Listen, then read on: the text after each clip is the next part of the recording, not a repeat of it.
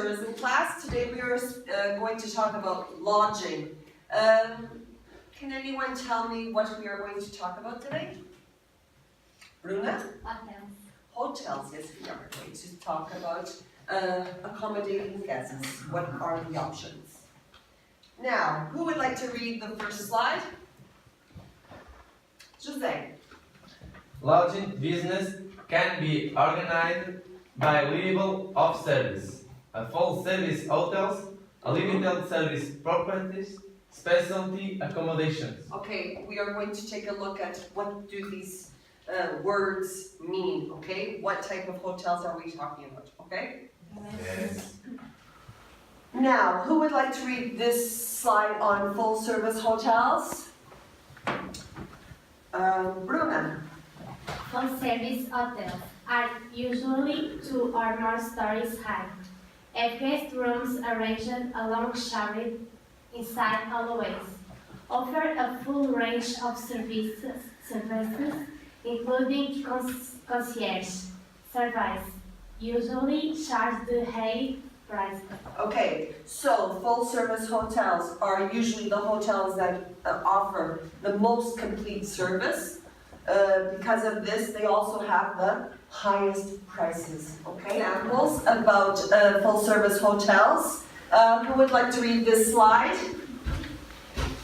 Sarah? Convention hotels may include exhibit halls and convention centers to accommodate trade shows. Very good. Okay, usually these hotels are near pavilions where fairs are organized. Okay. Now, who would like to read this slide on full service hotels? Flavio. Luxury hotels, I guess level of service. Okay, at these hotels, everything is perfect, everything is luxurious, only the best, okay? Who would like to read this slide? Bruno? Resort hotels, located at resort properties. Now remember what resorts are.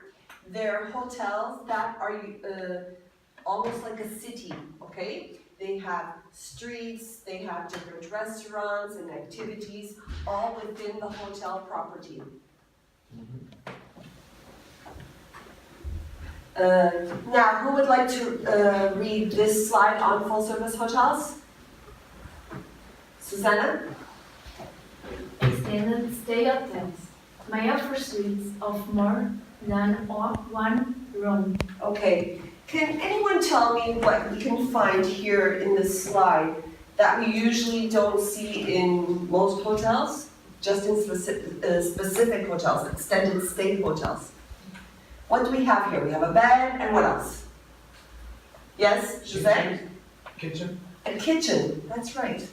Okay, here in these type of hotels, people can cook some meals, okay, during their stay.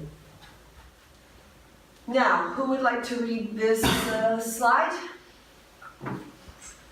Diana? Continue hotels may be times share. Okay, everyone remembers what time sharing is, yes? Yes, okay, where you buy time at the hotel, okay? And usually, these types of hotels are full-service hotels. Now, who would like to read this slide about limited service hotel properties? Okay, we're finished speaking about the full-service hotels. Now we're going to see limited service. Who would like to read this slide? Sylvia. Limited service properties charge lower prices and provide fewer services than a full-service hotel. May offer pools and continental breakfast, include motels, limited service hotels, and budget hotels. Okay, so these hotels have basically everything else that other hotels have. They have the rooms, they may have a pool, they may have spa, but usually they have fewer services. And because they have fewer services, the prices are usually lower too. Now, who would like to read this slide? Diana? Types of specialty accommodations include conference centers, lodges, bed and breakfast operations, hotels, campgrounds, Hostels. And so, any type of accommodation that does not fit the hotel idea can be called a specialty accommodation, okay? And it presents many types of accommodation for guests to stay in, and experiences too. Now, who would like to read this slide on location? Christiana. Lodging properties can be categorized By their location. Yeah. City center, subway, suburban. suburban, highway, airport, resort. Okay, so the location is going to influence the type of hotel, okay, the type of accommodation that is offered to the tourists or guests. Now, who would like to read this slide on ownership and management? Sergio? An independent lodging property is a single-unit business. Okay, so we're speaking about those hotels that are unique. There is only one hotel, okay? They don't have a chain of hotels that we will see in our next slide. Now, who would like to read this slide? With some examples. Ernesto? A chain has multiple units, which the same brand name and ownership. Okay, here we have some examples. You see the Hyatt, Holiday Inn, Hilton, that are intercontinental, Sofitel, all hotels that exist around the world, okay? Yes. So we have multiple units with the same brand name and the owners are the same ones, okay? Now, who would like to read this slide? Ricardo.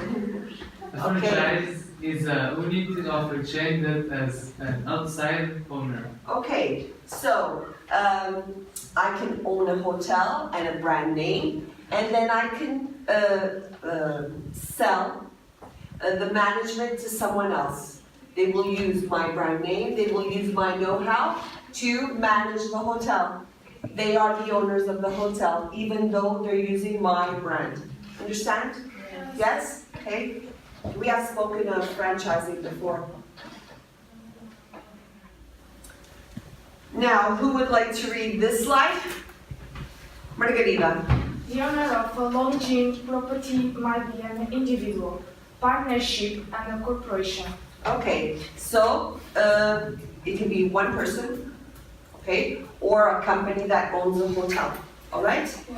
Okay, thank you. Now, who would like to read this slide? Andrea? Ownership and management are not the same thing. Hotel management is day-to-day running of the hotel. One person or company may own the hotel, and another person or company may manage it. Okay, I can manage a hotel and not be the owner of the hotel. There are even companies that work just managing hotels, okay, that some owners use to run their lodging facilities. Now, let's see this slide on affiliation. Who would like to read this slide?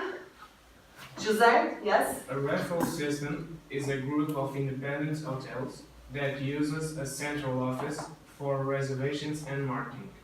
A referral system is also called an affiliation, group, or a consortium. Very good. Okay, so instead of each hotel managing their clients and their marketing, they have one company that manages the clients, the reservations, bookings, okay, and their marketing effort for all the hotels, okay? Now let's look about the size and price. Let's begin with the size. Who would like to read this slide? Oh, we have a couple. Bruno, you may start. A small lodging property has 1 to 50 rooms. Thank you. Now, Flav, you can read the next one. A mid-sized property has 51 to 200 rooms. Yes. The large property, who will read it? Sergio, okay. A large property has 201 or more rooms. Okay, can go up to 1,000 rooms, why not? Okay? Now, let's look at the price of lodging properties. Who would like to read this slide? Sarah? Lodging properties might be categorized as premium, moderate, or budget. Okay, yes. The next, yes, Cristiano. Properties might also be categorized as luxury, first class, mid-price, economy, and budget. Okay, which one would be more expensive? Premier or budget? Premier, yes. And a luxury or economy? Which would be the most expensive? Luxury, okay. You all understand this. Thank you. Now, another slide about the price. Who would like to read this? Giselle? Higher level of service. Level of service usually means a higher price. Price vary by location. Lodging in cities is usually more expensive. Okay, makes sense. The higher the level of service, the higher the price, right? And the location will also influence the price. In cities, it's always more expensive, and in the larger cities, it's more expensive than in smaller cities, usually, okay? Booking a hotel in New York will probably cost a little bit more than booking a hotel in Viana do Castelo. Do you agree? Yes? Yes. Of course. Now, who would like to read about the room rates? Bruna? Rack rate is the official rate for one night's lodging. Room rate is the price actually charged to a guest for one night's lodging. Hotel managers change rates in response to competition, seasonal demands, and economic conditions. Very good. Okay, so the rack rate is the regular price of the room, okay? But then, many times, they charge the room rate. Can vary due to many factors, okay? Do you understand? Rack rate is the official rate. It's what guarantees the hotel management. Then the room rate can go up and down depending on their marketing efforts, okay? Who would like to read this slide? Susanna. Business, convention and meetings, leisure, budgets, extended stay, special group search as airlines that have made arrangements for long runs. Great. Okay, so we can identify these different types of market segments, okay? Now, just a question. Do you think hotels only work with one market segment, or they vary? They will work with more than one? More than one, yes. A target market is the market segment on which a lodging business focuses. Many lodging businesses seek to attract more than one segment. The guest mix is the percentage of each market segment that is staying at a lodging property. Okay, usually a hotel does not work only with one market segment, okay? They have a mix. They can have business and tourists all staying at a hotel at the same time, okay? Now, let's see some functions in lodging. Who would like to read the first column?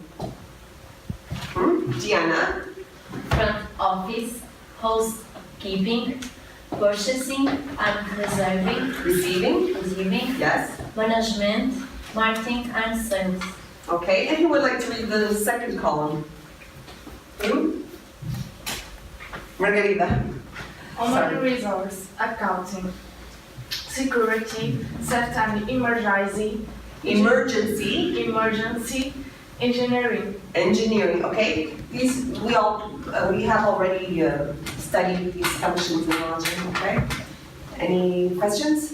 No. No? Okay, let's continue then. Now, we are going to see some information about lodging and food service. Who would like to read this slide? Jose? A room rate that includes meals is called a meal plan. Full American plan includes 3 meals a day. Modified American plan includes 2 meals, usually breakfast and dinner. Continental plan includes continental breakfast. European plan means no meals are included. Okay. So the American plan, 3 meals. Modified American plan, 2 meals. Usually it's breakfast and dinner, okay? Because people are out of the hotel during the day and they come back at night and they will have dinner. A continental plan includes breakfast, okay? And the European plan doesn't have any meals, okay? We can also speak about another plan, which is everything is included, okay? That happened many times in resorts, okay? Yes. Now we're going to talk about the lodging concept. Who would like to read this slide? Ricardo? Lodging concept which distinguish one property from another includes name, The theme, target market, decor, ambience, feeling or mood, level of service. So the theme of the lodging property, the decoration, the service, everything is going to distinguish one property from another and making it unique. Now we're going to do a little worksheet on what you have learned today. Please take one and pass it on.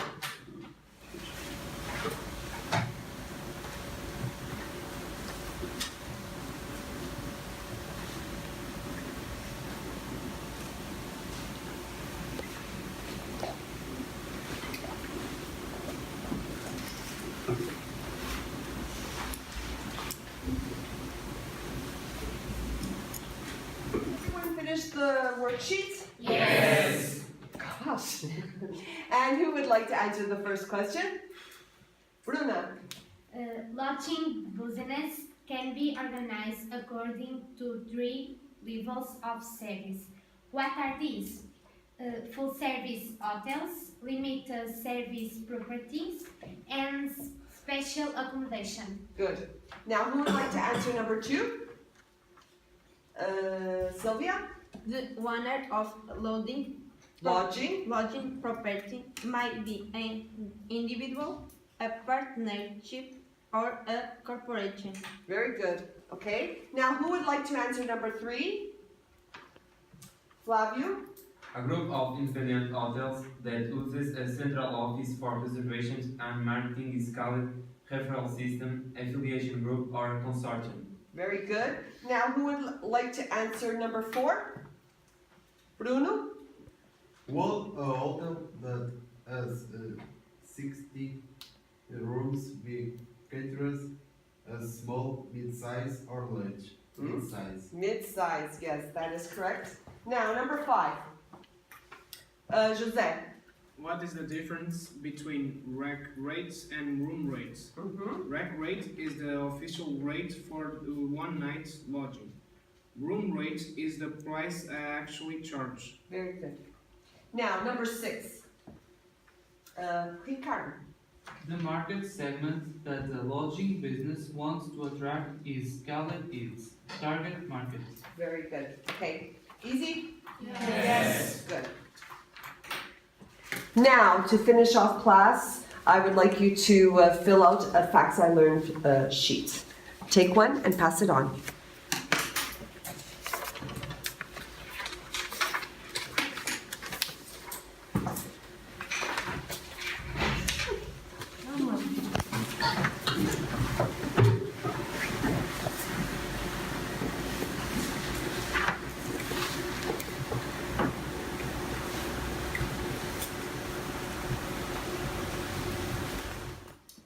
Okay, thank you. That is all for today. I hope you learned a lot about lodging, okay? And I will see you next class. See you tomorrow. Bye. Bye. Bye.